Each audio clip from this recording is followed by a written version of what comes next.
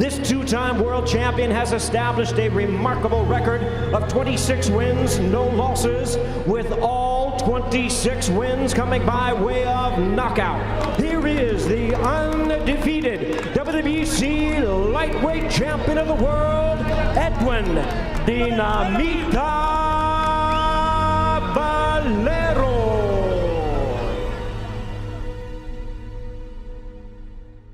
In the history of boxing, there are many dramatic stories in which ordinary people, overcoming incredible difficulties, became world champions and the idols of millions.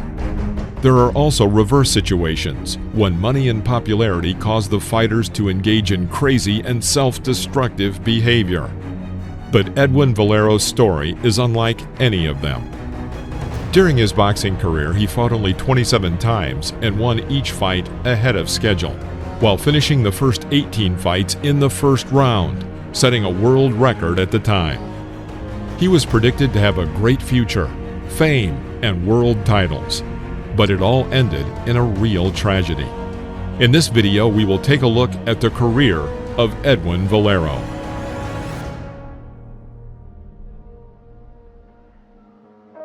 Edwin was born in 1981 in Venezuela and grew up under very difficult conditions. So at the age of 9, he had already left school and worked with his mother to help support his brothers and sisters. In total, he served 14 prison terms for robbery and similar misconduct. Edwin started boxing at the age of 12, and the young boy was immediately noticed.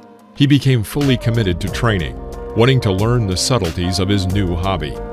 The techniques of this youngster, I can see his ability, I can see the power, I can see the killer instinct that he possessed. As he grew older, he had a bright amateur career, where the young Valero earned a good record of 86 wins with 57 knockouts and only 6 defeats.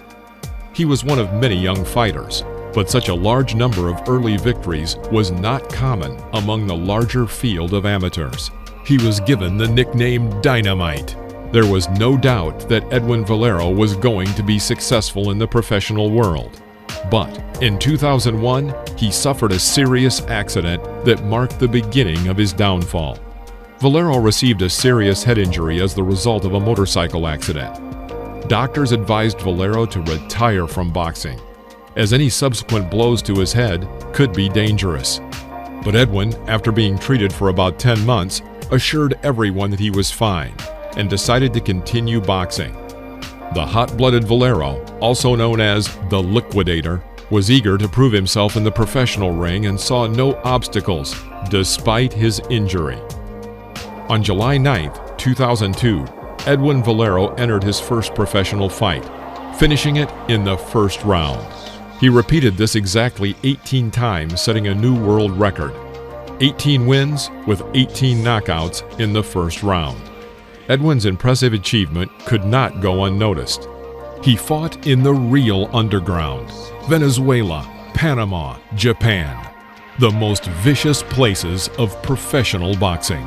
Edwin's impressive achievements did not go unnoticed.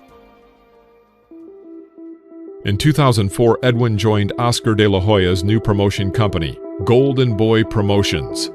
The contract with the Venezuelan was signed, but difficulties arose during a medical examination in order to obtain his boxing license in the United States. Due to his head injury, he was banned from performing in the U.S. It would seem that everything ended before it began. Valero was still able to find a good option and signed a contract with Taiken Promotions in Japan. Naturally, in Japan, Panama, and other countries, his new managers were not especially worried about his injury since he brought them good money. After a couple of battles, he rose to his first championship fight against Vicente Mosquera. Mosquera was a good fighter, and the fight took place in his homeland. Imagine what it's like to be an outsider fighting in the center of Panama with a local champion. This style of fight is the most difficult in the career of any boxer.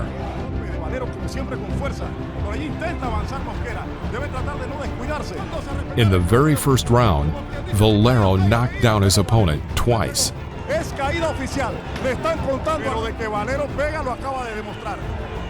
No debe dejarse dar esas andanadas, el loco es mejor que camine el ring, porque algunas de las peleas se las han parado a rivales de Valero por subir la guardia y esperar el ataque. ¡Bien lo queda! De loco! Ahora el que tiene las piernas aguadas es el retador. ¡Qué pelea, amigos! Sintió el golpe Valero, está sentido Valero.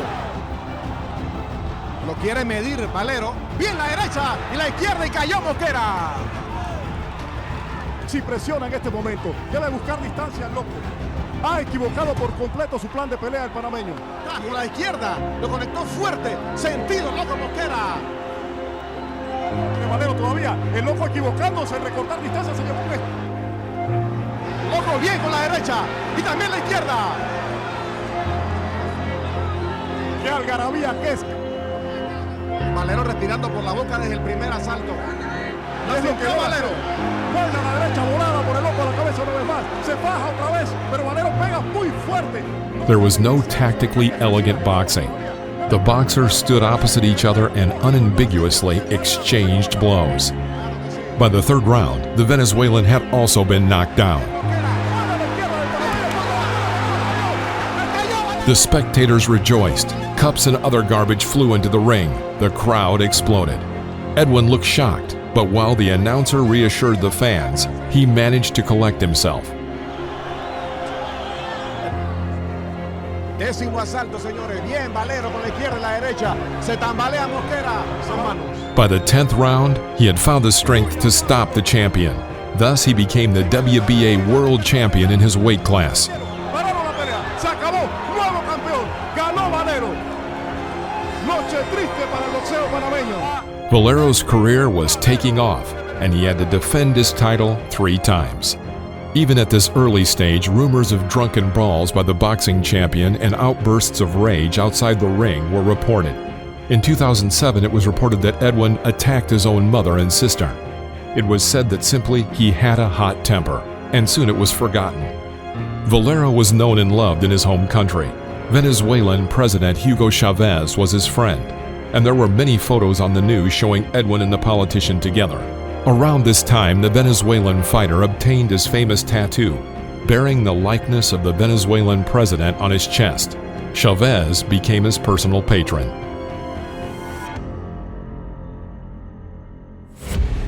Life went on, but Valero did not lose touch with America and his dream to return there one day.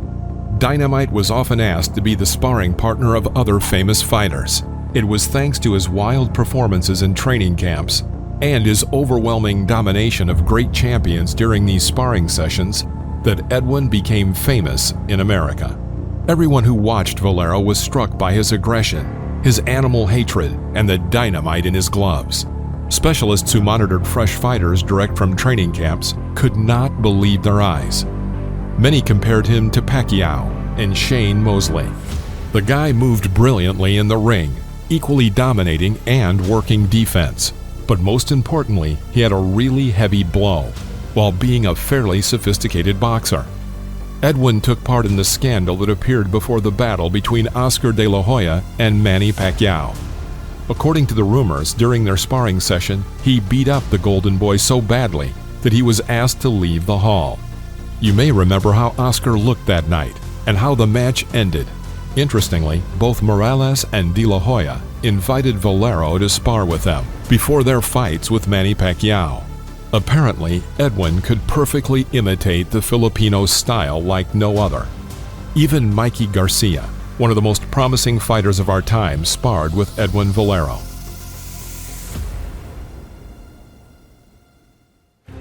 Hey, so you sparred with Edwin Valero? Lots of times when I was younger, when I was like 16, 17, 18. The power was just unbelievable.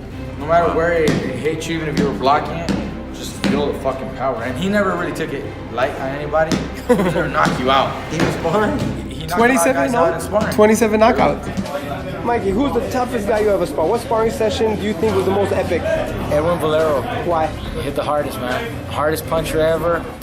This man was so sure of himself. His power was so natural that in his mind, he thought that he could go out there and just by throwing the first few shots, he would destroy the opponent. And he was right.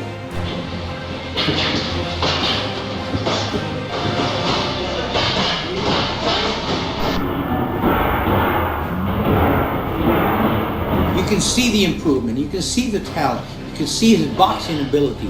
Whenever he knocked out an opponent, he was always thinking. Right. He would always go in and execute in time and change his speed and fake and jab and change the combinations and change power in mid-air like a Michael Jordan. He had that ability. So that's basically what we tried to teach this youngster. And we were doing very well until the bad news from the commission that Valero could not fight anymore.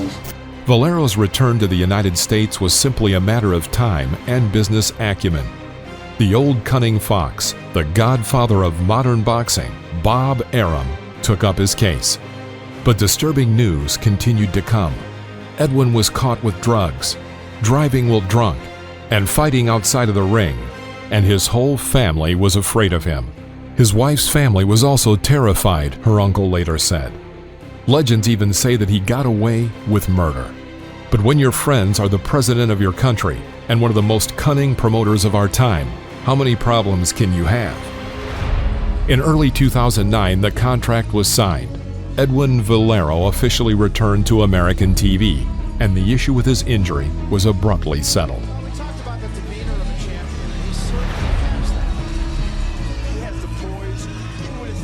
Edwin Valero got into a new weight category, and there he waited for a duel over the vacant WBC championship belt.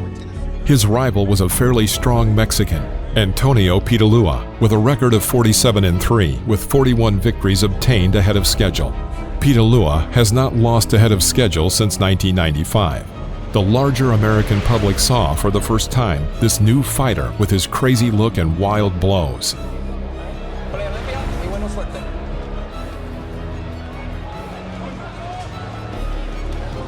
Pitalua was on the ropes 3 times in the second round.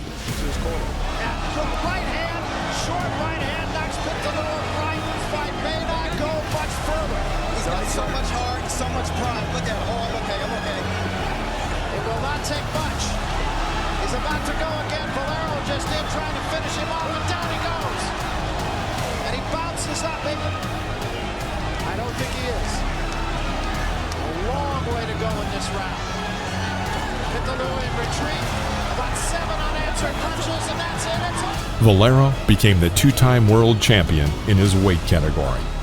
Edwin's fame grew, not only in the narrow circles of boxing specialists, but also in the larger audience that began to learn about him. Increasingly, Bob Arum mentioned his new fighter, and the press discussed his dream battle against Manny Pacquiao. Valero himself wanted this fight. Towards the end of 2009, the champion attacked his mother and sister again. In addition, rumors began to circulate that the champion was regularly beating his own wife. Jennifer was silent, as was his family. Again, everything was forgotten. The Venezuela was given a slap on the wrist. Edwin's eyes seemed to burn more and more with each passing year, and each fight was a spectacle to behold. Indeed, there was something wild in his eyes. Eyes don't lie. It is said that each of his battles broke down into a duel of views, and this is not surprising. Dynamite held another title defense, after which he met a young and very promising boxer, Antonio DiMarco. As with his first title fight, Valero went to the homeland of his opponent. But this time he was already the champion. It was a real old-school battle, with dirty blows and flying mouth guards. At the very beginning, he's a converted right-hand puncher. Under and over with it.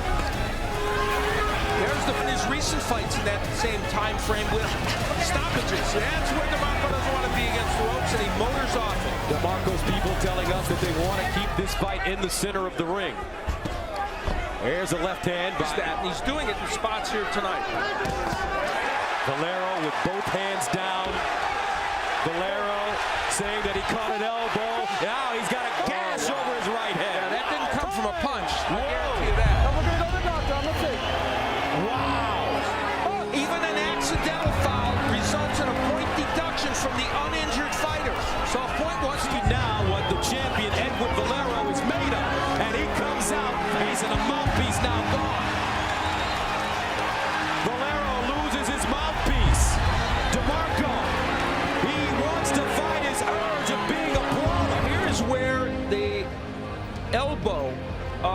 Antonio DeMarco, the left elbow will come around and hit the forehead. The right hand was there, and there comes the elbow. There's no question. Very, very well.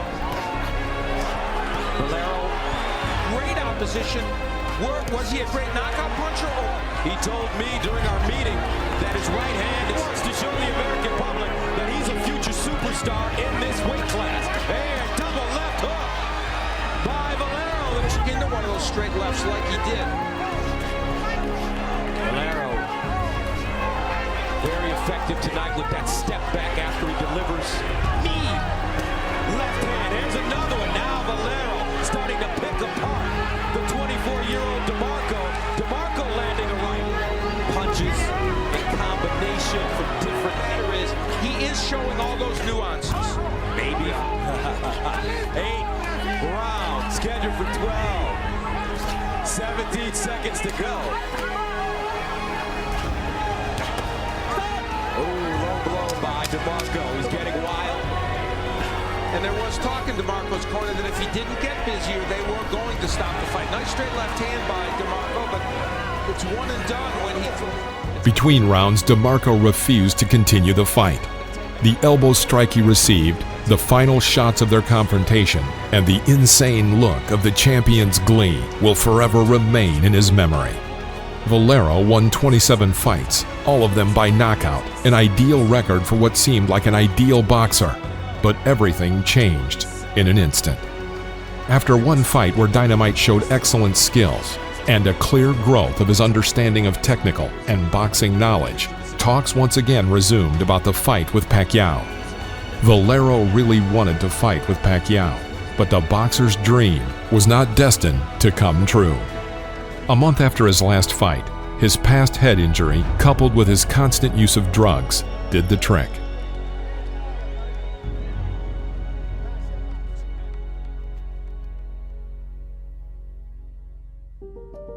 Former lightweight boxing champion Edwin Valero has been arrested for allegedly killing his wife.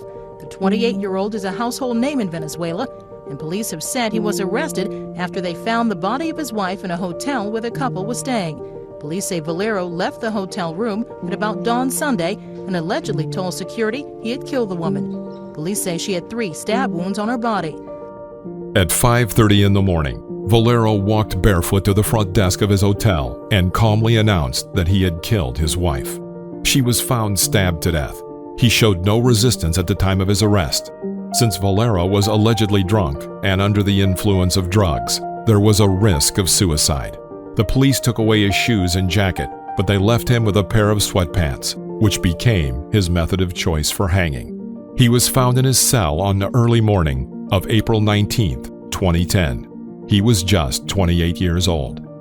Only after the tragedy did Valero's acquaintances begin to talk about his problems with drugs and alcohol. He has extreme jealousy over his wife, whom he beat repeatedly. Bob Arum described him as completely unstable and said that he was not normal. But all these statements and revelations made no difference. The worst had already happened. Edwin Valero, a boxer of incredible talent who could have been the next Roberto Duran, instead ended up in a grave dug by his own internal demons.